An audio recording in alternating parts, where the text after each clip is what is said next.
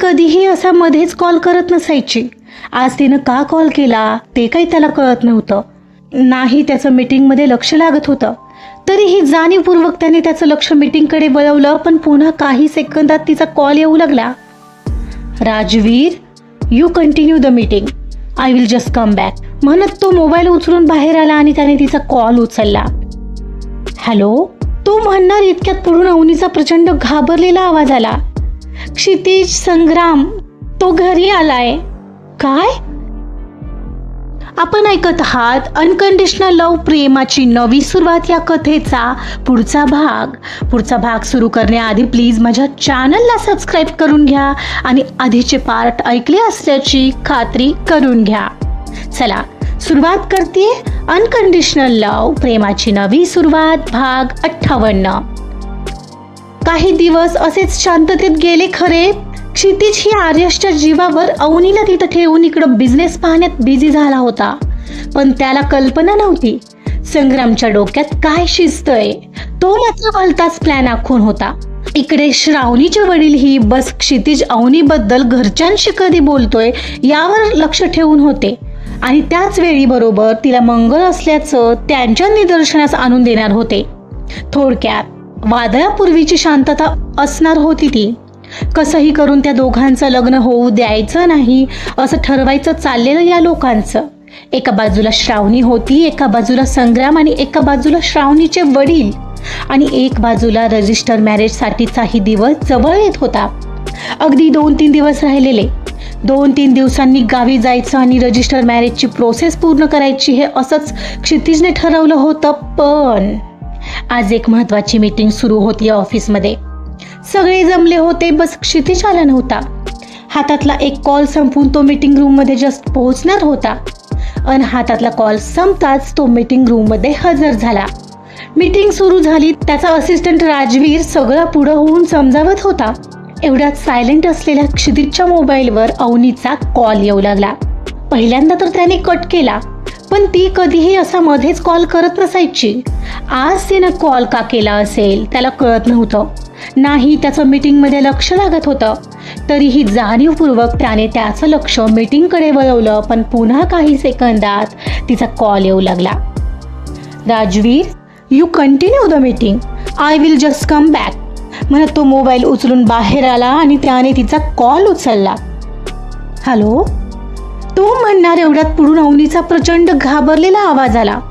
क्षितिज, संग्राम, तो घरी आलाय. काय? शिवराम कुठे आहे? त्याला त्याच्या लोकांनी पकडले. मी कशी तरी धावत आत आले, पण बाहेरून दरवाजा तोडेल तो. काय करू मी आता? ती सांगत होती आणि सोबतच दरवाजावर येणारा आवाज त्यालाही ऐकू येत होता. अवनी, काही झालं तरी दार उघडू देऊ नकोस त्याला. काहीतरी कर, तिथं काहीतरी लाव, मी पाहतो काय ते म्हणत त्याने पटकन फोन कॉल कट केला आणि तो मीटिंग रूममध्ये डोकावून म्हणाला, राजवीर, मला अर्जंट जावं लागतंय, प्लीज ही मीटिंग तू कंटिन्यू कर. सर, काय झालं? It's my an order, please do as I say म्हणत तो लागलीच ऑफिस बाहेर पडला आणि त्याच्या कारकडे निघाला. कारकडे येत त्याने पहिला तिथल्या पोलीस स्टेशनला फोन लावला आणि तिथली अवनीची परिस्थिती स्पष्ट करत त्यांना तिला वाचवण्यासाठी घरी पाठवलं. कारमध्ये बसत त्याने लागलीच दुसरा कॉल आर्यशला लावला. हां ब्रो, बोल ना. क्षितिजचा फोन उचलताच आर्यश म्हणाला, आर्यश, 5 मिनिटात घरी पोहोच. तो संग्राम तिला त्रास द्यायला पोहोचलाय. व्हॉट? मी लगेच निघतोय. येस म्हणत क्षितिजने फोन कट करून बाजूच्या सीटवर टाकला आणि स्पीडने त्याची कार गावाच्या दिशेने निघाली. खरं तर त्यालाही माहिती होतं तो लगेच तिथं पोहोचू शकणार नाहीये, पण या क्षणाला त्याला तिथं थांबणंच अशक्य होतं. बस तिला डोळ्यासमोर सुखरूप पाहिल्याशिवाय त्याला चैन मिळणार नव्हतं. कार वेगाने धावत होती. त्या क्षणाला त्याला त्याच्या जीवाची पर्वाच नव्हती, ना फिकर होती की एवढ्या स्पीडमध्ये त्यालाही काही होऊ शकतं. बस काही करून त्याला गावी पोहोचायचं होतं. अवनी, दार उघड. एवढं लक्षात ठेव की आज तुला माझ्यापासून कोणी वाचवू शकणार नाहीये. किती वेळाचा दरवाजाला धक्के देऊन पाडण्याचा त्याचा प्रयत्न चाललेला, आणि आता मात्र संग्रामने मागं येऊन जोराने धावत जाऊन दरवाजाला धडक दिली आणि दरवाजा निखळला. आत घाबरलेली अवनी होती. तो तसाच आत शिरला. तुला त्याच्याशी लग्न करायचं काय? आता बघतोच मी तो कसा लग्न करतो तुझ्याशी. आणि आता तर तुला वाचवायलाही कोणी नाहीये. मग काय करशील? इतके दिवस प्रेमाने तुला वळवत होतो तर ऐकायचं नव्हतं काय? मग आता आज तुला मी कायमचं माझं नाही बनवून टाकलं तर नावाचा संग्राम नाही मी, म्हणत तो तिच्या जवळ आला. तिने मात्र त्याला पूर्ण शक्तीनिशी ढकललं आणि तो बेडवर पडला. ती मात्र त्या क्षणाचा फायदा घेत धावतच बाहेर पडली. संग्राम, तिला सोड. एवढं लक्षात ठेव, क्षितिज आले ना मग मात्र तुझं काही खरं नसेल. शिवराम तिथूनच त्याला बोलून थांबवायचा प्रयत्न करत होता, पण ऐकेल तो संग्राम असूच शकत नव्हता. त्या क्षणाला राक्षस शिरलेला त्याच्या डोक्यात. अरे जा रे, तो काही येत नाही आता. पुण्यावरून यायला त्याला 4 तास तरी आरामातच हवे, तो अगदी कॉन्फिडंटली सांगत होता. बिचाऱ्या अवनीने कितीतरी वेळ स्वतःला त्याच्या हातात जाण्यापासून वाचवलेलं. ती धावत होती कधी इकडे तर कधी तिकडे, पण एक क्षणाला त्याने तिला पकडलं. मी आधीच त्यांची झाले, कळलं का तुला संग्राम? आता त्यांच्याशिवाय दुसऱ्या कोणाचा विचारही नाही करू शकत. तुझा तर नाहीच. सोड मला, अवनी म्हणाली. हो, आता तर बिलकुल सोडणार नाही तुला. शिवराम बघ, तुझ्या समोर आत नेतोय हा तिला. सासरे बुवा बघताय ना, बघू ना आज कोण काय करतो मला, म्हणत तो तिला ओढतच बेडरूम मध्ये घेऊन निघाला. संग्राम, तिला सोड, सोड तिला. तुला नाही सोडणार, लक्षात ठेव. क्षितिजना येऊ देत, मग बघ तुझी अवस्था काय झालेली असेल. शिवराम फक्त ओरडून सांगू शकत होता. त्याला संग्रामच्या 4-5 लोकांनी पकडलं होतं. तो फक्त जागेवरच हलत होता. आत येताच त्याने तिला बेडवर ढकललं आणि दार लावू लागला. आज नाही तुला तुझ्या बाबांकडे पाठवलं तर नावाचा संग्राम नाही मी. काय म्हणालास तू? तू माझ्या बाबांना मारलंयस. आता मी सोडणार नाही तुला. मी जीव घेईन तुझा संग्राम.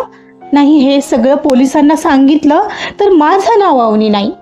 ती त्याच्यावर एकदम धावली आणि त्याला जोराने बुक्क्या मारू लागली, पण त्याने पुढच्या क्षणाला तिचे दोन्ही हात पकडले. हो का? मीच केलंय. काय करणार आहेस? जास्ती उडत होता काय तो म्हातारा? चांगलं मी लग्न करायला तयार होतो, मग काय बिघडत होतं त्याला? मला मंगल नाही तरीही मी लग्न करायला तयार होतो तुझ्याशी. आणि तुला त्या शहरातला क्षितिज बरा चांगला वाटला. काय एवढा मोठा बिझनेसमॅन आहे तो, म्हणूनही तूही एवढी उडत आहेस? तुला समजतंय तिथं त्याची 50 लफडी झालेली असतील आणि मी फक्त तुझ्यावर प्रेम करत होतो आणि तू मला नकार देते आहेस. मला, माझं नाहीये प्रेम तुझ्यावर आणि तुझ्या घरातल्यांना मी नकोय हे नाही का समजत आहे तुला? आणि आता तर नाहीच. I hate you. नाही, मी ना आता पोलिसांना सांगणार आहे हे सगळं. माझ्या बाबांना मारलंस? काय बिघडवलं होतं रे त्यांनी तुझं? नाही, तुला जेलची हवा खायला लावली तर बोल. हो का? आणि काय ग, कशी सांगशील? जिवंत राहशील तर ना? आणि ठीक आहे, मला जेलमध्ये जायला लागलं तरी चालेल.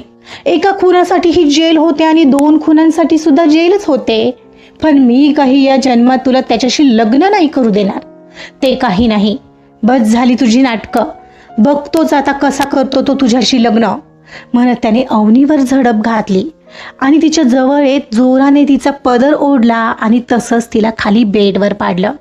तिच्या अंगावर येत तिच्या गळ्याकडे झेपावला. ती त्याला दूर करण्याचा प्रयत्न करत होती. एवढ्यात पाठीमागून पोलीस आत शिरले. त्यांनी पटकन संग्रामला बाजूला घेतलं आणि 2 ठेवून दिल्या. काय रे, माज झालाय ना तुला? थांब, आता तुझा माज नाही उतरवला तर बोल, म्हणत त्याला मारतच बाहेर घेतलं आणि एका लेडी कॉन्स्टेबलने तिच्या अंगावर तिथलंच काहीतरी ओढून दिलं. एव्हाना धावतच आर्यश आणि विल्यम आत आले. पोलिसांनी पकडलेल्या संग्रामवर आर्यशची नजर पडली तसा तो एकदम संग्रामवर धावला. तो असा जोरात धावला की त्याला पकडून इतक्या जोराने भिंतीत रेटलं की त्याचं डोकंही भिंतीवर आपटलंच गेलेलं. ए तुझी हिंमत कशी झाली रे माझ्या वहिनीला हात लावायची, म्हणत तो जे त्याला फोडू लागला की पोलिसांनाही आवरता आवरेना झालेला. पोलिसांनाही न जुमानता त्याने इतकं संग्रामला मारायला सुरुवात केलेली की तो आता मरतो की काय अशी त्याची अवस्था झालेली. शेवटी 2-3 पोलिसांनी त्याला पकडलं तेव्हाच आर्यश गप्प झाला. याला ना तुरुंगात घालायचंय, दॅट्स इट, हा बाहेर आला तर माझ्या हातून मरेल हे लक्षात ठेवायचं. त्यातूनही खाली पडलेला त्याला तो लाथ मारतच म्हणाला, अरे कोण आहेस तू? आम्ही आलोय ना आता, पोलीस त्याला म्हणाले. हो, पण याने काही केलं असतं माझ्या बहिणीला तर हा मेला असता माझ्या हातून, हे 100% खरंय. वहिनी तू ठीक आहेस ना? तो आत आवाज देत म्हणाला. हो त्या ठीक आहेत, आत आहेत, लेडी कॉन्स्टेबल म्हणाली. हे यू, मी सोडणार नाही तुला. शहाणा असशील तर तुरुंगातून बाहेर येऊ नकोस, नाही तर बघच, आर्यश त्याला खुणावत म्हणाला. एव्हाना संग्रामला पोलिसांनी कसं बसं उभं केलं आणि एवढ्यात अवनी बाहेर आली. इन्स्पेक्टर, याने माझ्या बाबांचा खून केलाय. त्याने स्वतः कबूल केलं माझ्यासमोर. मला म्हणाला तुझ्या बाबांकडे पाठवतो, याला आता बिलकुल सोडू नका, अवनी रडत सांगत होती. कॉन्स्टेबल, तिची साक्ष लिहून घ्या. आता तुझं काही खरं नाही, लक्षात ठेव. तरी आम्हाला तुझ्यावर संशय होताच. ओ इन्स्पेक्टर शिंदे, मी कोणाचा मुलगा आहे माहिती आहे ना तुम्हाला? 2 दिवसात नाही बाहेर आलो तर माझं नाव संग्राम नाही, आणि बाहेर आलास की माझा मार खाणार आहेस तू, हे पण लक्षात ठेव, आर्यश म्हणाला. तुम्ही प्लीज आता यात पडू नका, आम्ही पोलीस बघून घेऊ. चला रे याला घेऊन, इन्स्पेक्टर म्हणाला आणि संग्रामला घेऊन निघाले. पण आर्यशची अंगार भरलेली नजर अजूनही त्याच्यावरच होती. त्याला सोडणार नाही हे सांगत होती. कॉन्स्टेबलनी तिची जबानी घेतली आणि तीही निघून गेली. अवनी मात्र प्रचंड घाबरलेली. तिला आता इथं राहायचीही भीती वाटू लागलेली. क्षितिजला समोर पाहावं वाटत होतं. त्याच्या मिठीची या वेळेला अतिशय गरज वाटत होती. पण आता नेमका तो कसा येऊ शकत होता? पण पोलिसांनी आर्यश वेळेत पोहोचले याचा अर्थ हे सगळं त्यानेच केलं असणार. तिला न सांगताच लक्षात आलं. पण अजूनही त्याला तिचा कॉल कसा आला नाही या विचाराने ती अस्वस्थ झालेली. एवढ्यात आर्यशचा फोन वाजला. आर्यश, कुठे आहेस? हा ब्रो, मी पोहोचलोय घरी. अवनी ठीक आहे ना आर्यश? त्याने तिला काही त्रास तर नाही ना दिला? ब्रो, वहिनी ठीक आहे, शी इज ॲब्सोल्युटली राईट. थोडी घाबरलीये बट डोंट वरी. आणि मीही आता त्या संग्रामला चांगला चोपलाय. मला नाही वाटत तो काही पुन्हा तिच्या वाटेला जाईल. But now I don't have to take any risk. मी धीरजला तिच्यासाठी अपॉइंट करतोय. उद्यापासून तो सतत तिच्यासोबत राहील. Oh it's good idea. पण धीरज कुठे मिळाला तुला? आहे तो माझ्या संपर्कात. हे आर्यश, अवनीला दे ना जरा phone please. I need to listen her voice. तो थरथरत्या आवाजात म्हणाला. हो ब्रो, एकच मिनिट. वहिनी, ब्रो आहे फोनवर. आर्यशने फोन अवनीकडे दिला. अवनी हॅलो म्हणण्याआत, हे अवनी, तू ठीक आहेस ना? Are you okay? त्याचा आवाज ऐकला तसं तिच्या तोंडून हुंदका बाहेर पडला आणि ती रडूच लागली. हे अवनी यार, तू शांत हो. मी येतोय तिकडे, जस्ट निघालोय, अर्ध्या रस्त्यात आलोय. मी आहे ना, तू रडू नकोस यार. ती फक्त रडत होती आणि तिला बोलताच येत नव्हतं. पाहून त्याने फोनच कट केला आणि सरळ वेगाने कार घेतली. ती थांबली. ती धीरज ज्या हॉटेलमध्ये काम करत होता तिथेच. आजचा पार्टी इथंच संपलेला आहे. अवनीवर आलेलं संग्रामचं संकट टळलेलं आहे आणि क्षितिज आता तिच्यासाठी धीरजला अपॉइंट करतोय. तो बरोबर करतोय ना? तुम्हाला काय वाटतंय हे तुमच्या कॉमेंट्समधून नक्की कळवा. तर ऐकत रहा अनकंडिशनल लव्ह, प्रेमाची नवी सुरुवात. कथा आवडत असेल तर प्लीज लाईक करा, सबस्क्राईब करा आणि शेअर सुद्धा करा. Thank you so much.